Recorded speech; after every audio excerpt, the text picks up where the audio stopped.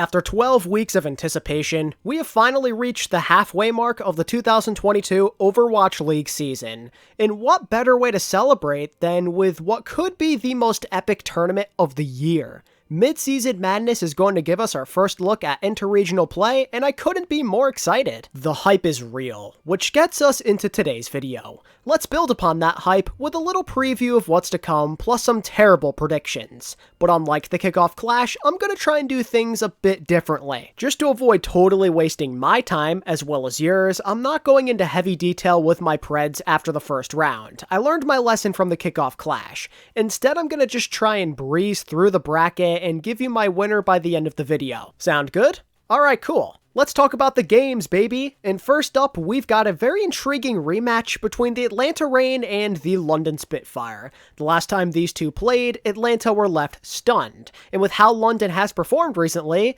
you may want to favor the Spitfire here. Like, genuinely, with their kind of confidence, they could advance in this situation. But I also don't believe it's entirely fair to rely on that one match alone. The meta has undergone a bunch of changes since then, and Atlanta knows that matching London on Rush isn't the best idea. This game has a very different feel to it, so you really can't count out the Reign. Recently, they did discover Hawk is the right man to play at tank most of the time, and Kai is a huge X factor on Sojourn. And if I'm being honest with you, London haven't really beat anybody special during this whole mid-season qualifier. They played a lot of average to below average rosters and almost got reverse swept by the Justice. The more I think about it, the more I think London are getting slightly overhyped coming into this tournament. They haven't proven to me that they have that it factor, you know? And I've already seen it from the Atlanta Reign. They showed that they could beat high-level rosters in a tournament setting. At the end of the day, in a first-round scenario like this, I prefer the Atlanta Reign's experience. I'm going with the lower-seeded upset and a 5-map affair. Now, because London are playing with such confidence, I do suspect that it could be pretty close, but I'm a big fan of the Reign's DPS line. In my opinion, they get more value, and this especially goes for Kai. They can do this. They're more proven, and they're quick to adapt. Enough about that though, let's get into Houston versus Florida. I think my issue here comes to the state Florida are in. They were sinking throughout the entire qualifier. I mean, to be fair, they played a lot of really good teams, but that's further evidence that they're going to be underdogs in this situation, as the Outlaws have shown some pretty good consistency. They're a better Doomfist team, and double flex support comps kind of just work more in their favor. The Mayhem aren't bad, but like, who have they beaten recently? If there's any good news if you're a Mayhem fan though, it's that Houston have looked especially beatable as of late. They've gone to a ton of map 5s lately, and not all of those teams they played against were any special. Florida have the tools to push the Outlaws roster very hard, but they also have good coaching and some decent star power. But you know, I just don't see it being enough. I don't think they have it in them. I believe the Outlaws are in better shape than we think, as winning all those map 5s does show me that they have the clutch gene. I like the Outlaws in a 4-map series. I like the way that Merritt and Dante have been performing recently. There's no guarantee that Houston could go far in this tournament per se, but the tools are certainly present, and I just don't get that same feeling for the Mayhem since they're on this downward trend. Which gets us into Game 3. The Shanghai Dragons versus the Toronto Defiant. I appreciate the fight Toronto have showed this stage. They usually did not go down without a fight. But man, oh man, is it hard to give them much of a chance in this situation, as the Dragons are perhaps the most dangerous lower seed in the entire bracket. Things really started clicking in those final few weeks, and if you look at their opponent, they've remained pretty stagnant. This Defiant team doesn't seem to get any better or worse. They remain the same always. They kind of just exist, you know? And that's not going to fly against the Dragons of all teams, especially now that they're getting hot. They just have too much star power. This game shouldn't be very close. The Dragons will likely be taking this in a sweep. Fleta might do some real damage on that Tracer compared to Finale, and I'm a bit concerned that Toronto will get a bit distracted by the Wrecking Ball that the Dragons like to use. They might try and throw out the Sombra to, go for those countermeasures, if you will, which in my opinion is going to screw them over, as they might overthink some things, overcommit to certain compositions, and just be in a worse mental state overall.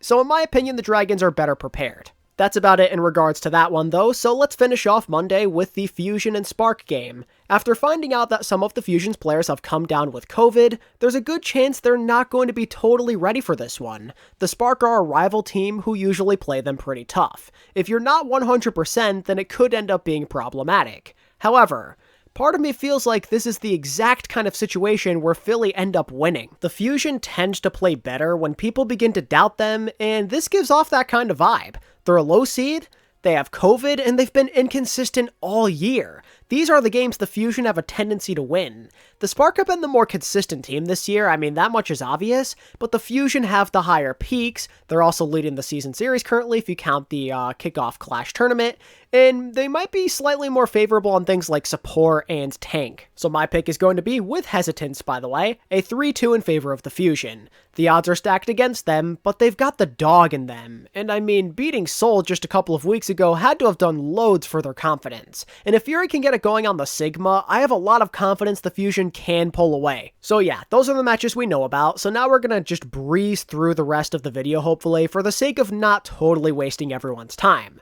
Looking at my winners in round 1, here's my thought process on who ends up picking who. So the Shock have the best record, meaning that they are going to be picking first. And while they could go for the Fusion, I have this sneaky suspicion that the Shock will be going for the Houston Outlaws. It's a team they're familiar with for one, but also, they just have a lot of confidence they can beat them since they've already done it. As for LA, I'd believe that they'd be fools at this point not to select Philly. Regardless of if they beat Seoul the other week and their capabilities of beating the Shanghai Dragons and whatnot, they're the most vulnerable team available. Kinda seems like a no-brainer. From there, you'd have to imagine that Seoul pick the Atlanta Reign. Usually their matches with Shanghai are very stressful, so I would send them to the other side of the bracket at all cost. And that leaves us with the poor Dallas Fuel having a date with Shanghai. When it comes to upsets though, the only one I have is Shanghai over Dallas, and for a lot of people that won't even be considered an upset. There's a good chance that Dallas could pull away, but I really do like where the Dragons stand here. Their play has looked a lot cleaner as of late, and if that wasn't enough, their support line is maybe a bit more comfortable in this kind of meta, as that Brig Zen combo works great for them. And I'd say the Dragons' DPS line also may have a notable advantage thanks to Lip just being a more reliable player this year compared to Edison and Guerrillo. In theory though, this should end up being a pretty good matchup, seeing as these two know each other very well thanks to last year.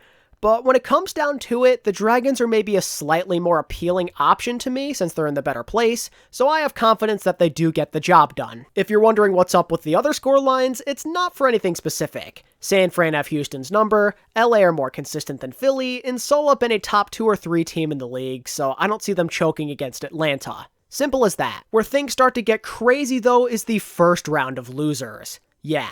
That's right, I'm flipping the script, baby. I'm having London beat Atlanta after I said the Reign were the more proven team and that they'd beat them in the first round. Why am I doing this, you may ask? Well, I'm expecting a lot of chaos, and as we all know, London is one of those teams who loves to cause a ruckus. And not gonna lie, I kinda see London playing better in the losers bracket since there's going to be less pressure on them. They play at their best when people begin to doubt them, just like with Philly.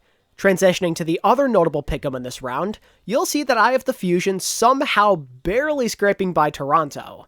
The Defiant are clearly the worst team, I think it's pretty obvious, but that's exactly why I see them pushing the Fusion to their limits. If I know the Fusion, they'll win the games they shouldn't, then almost lose the ones they should, be just absolutely dominating. This is nothing more than a gut feeling, by the way, there's nothing else to it. It just seems very Philly-like to me, that's all. In Winners Round 2, I'm going with a couple of bangers. The Shock will be the ones to end Shanghai's rampage up first, and it's for one simple reason. This meta better suits their support line. But also, if the Shock were maybe playing on land, I'd be more convinced they could choke this due to nerfs, but that's not going to be the case here, so I do believe they will be staying poised. The Dragons won't be easy to take down, but I believe that the Shock have the tools necessary to do it. And joining the Shock in Winners Finals will be the Seoul Dynasty. Despite Seoul's shortcomings against Philly, I am of the belief that they're currently the best team in the league. I'd hate to bet against them, even against a foe as mighty as LA.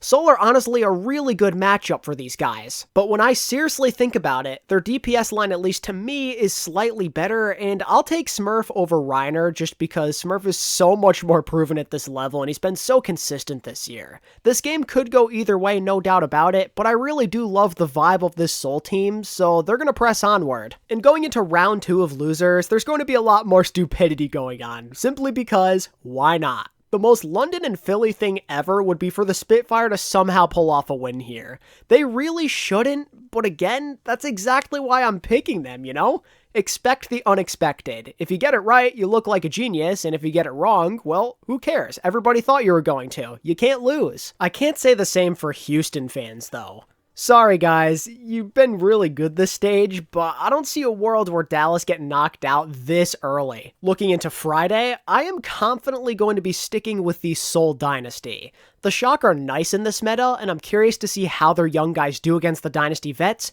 but this is where I think veteran experience and clean play will net Seoul a victory. Outside of double flex support, Seoul are just the stronger team to me. Better tanks, and more star-powered DPS. Well, I guess I should say one tank because they just have Smurf, but you get the idea. Seoul advanced to the finals, but who will be joining them exactly? Let's find out, because believe it or not, here in this next round, I actually don't think LA versus Dallas would be all that appealing. The Glads are going to have so much confidence. I mean, seriously, think about it. They've beaten this Dallas team in a tournament setting twice already. I know that playing the Fuel in a lower bracket situation where if you lose, you go home is kind of scary, but the Glads aren't a bunch of scrubs. This is something they can handle. I'd like for this to be good, but I don't see it, especially if Shu and Skewed are on their A game. And the same could be said for a Shanghai versus London matchup. As hilarious as it would be to watch London march in there and give the Dragons trouble, at this point they've got to be overstaying their welcome. I mean, I probably already have them going further than they should to begin with. This is where reality should be striking, as a vastly superior team takes them out using very little effort. Alright, now I'm going to speed things up a bit. I think the Glads are going to go through hell against both Shanghai and San Fran, but they'll find a way to get through both of them. Is there a specific reason why? I mean, yes and no. Part of me just feels like they're destined to be in the finals, as they've come a long way on their Doom comps, and this idea of consistently playing double flex support really suits them. Maybe I could be talking out of my butt here and the Glads just aren't going to make it, but I'd like to think that they've got it, as they're definitely like a championship caliber team, which means that in the end, they will be getting a second shot at the Dynasty, but this is where I believe the Glads run is gonna just stall out. They're gonna run out of gas, if you will, as all these tough games are just going to start to catch up to them. The theory behind these types of runs is that going on a bunch of 3-2s really helps you stay warmed up, but eventually it's going to take its toll, especially when you're playing so many elite level rosters all in a row. That's a lot of preparation. This is where the run ends. Seoul are my team to win it all here in the mid-season madness. I really love their confidence and how everybody's been on the same page recently. They have their carries, but also that teamwork of theirs is going to take them very far. When Prophet and Smurf are feeling it and there's no clear-cut weakness within the roster, it's tough to see anybody stopping them. Now, with how this year has gone so far, anything is clearly possible. There is a chance that Seoul get knocked out early for all I know, but I'm sticking with them until the very end because I do feel that confident in them. Simple as that. And with that, that concludes my preview and pick'ems bracket for the Mid-Season Madness tournament. Regardless of what happens, I'm just hoping that we get some entertainment, because that's what matters at the end of the day. This is the first time we have gotten interregional play this year, and quite a few teams are looking very good, so there is reason to feel hyped. It's going to be 6 days of power. 6 whole days. We've never had a tournament quite like this before in our league, and let's pray that it delivers. But anyway, that does it for me, ladies and gentlemen. I'm going to be turning things over to you now. Who do you think is going to win this tournament? Let me know down in the comments below. And as always, I wanted to thank all of you so much for watching this video. I really appreciate your support. And until next time, this is ATP, signing out. Peace.